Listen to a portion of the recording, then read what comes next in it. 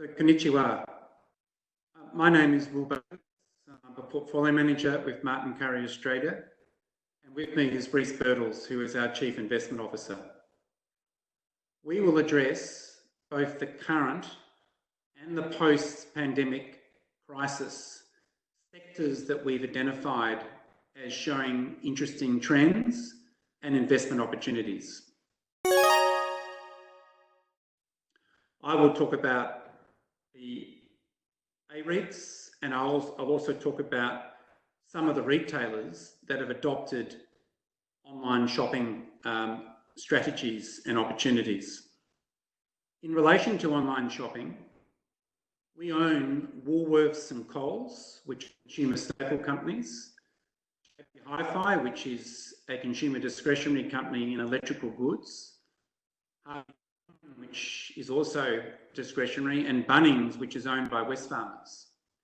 All of these companies have invested significantly in their online technology, well before the COVID-19 crisis came to Australia, or for that matter, the globe.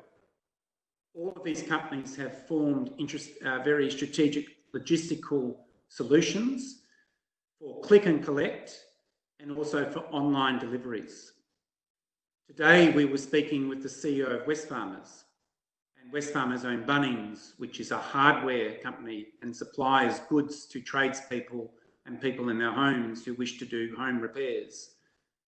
They have been very surprised at how significant the trend in online sales has grown very rapidly, and they believe that that trend will remain a structural trend post the crisis. And we see those companies being very well positioned to have both bricks and mortar stores and also very good online solutions which maintain very strong sales momentum. In relation to the AREITs, at Scentre Group and Vicinity, which have very dominant shopping centres around Australia, and in the centre of those shopping centres are supermarkets like Coles and Woolworths.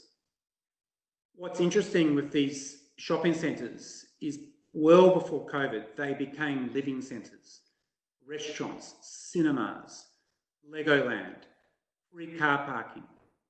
And we believe with the announcement about the Australian economy be reopened very shortly, that the shopping centres will be well placed to benefit from the return of 25 million Australians to their jobs, to their shopping centres, and to enjoy restaurants and cinemas and the entertainment that they've become very used to in these shopping centres. Similarly with office, our information is that the demand for office space is likely to continue as people have been working from home and using flexible working hours for quite some time before the COVID crisis came. So we do see the AREIT sector as quite an opportunistic sector post the COVID crisis. I'll now ask Reece to comment on the banks. The Australian banks will be one of the key beneficiaries of the economy reopening. The banks, given their very strong market position and market shares and strong capital base and provisioning of bad debts, have moved very quickly to provision for a very adverse reaction to the economy. This conservative approach means that as we reopen the economy, probably on a faster path than the banks expected, they'll be able to benefit from having strong provisions that will be able to be released as the economy improves. The banks have protected their market share and their position in the economy by considering their social obligations to customers, by giving forgiveness to them on mortgage repayments and interest repayments during this period. But they've benefited from the government's stimulus package to ensure that consumers are in a good position to continue repaying mortgages.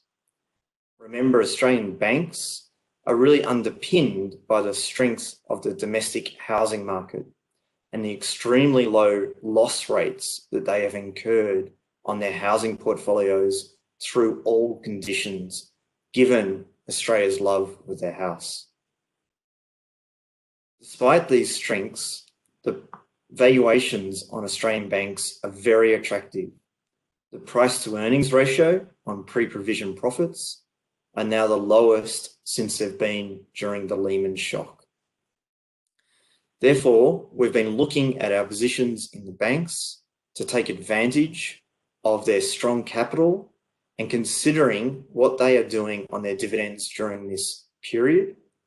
And while some of the banks have deferred dividends, they've retained the option to pay that dividend that they've deferred at a later point during the year as the economy reopens.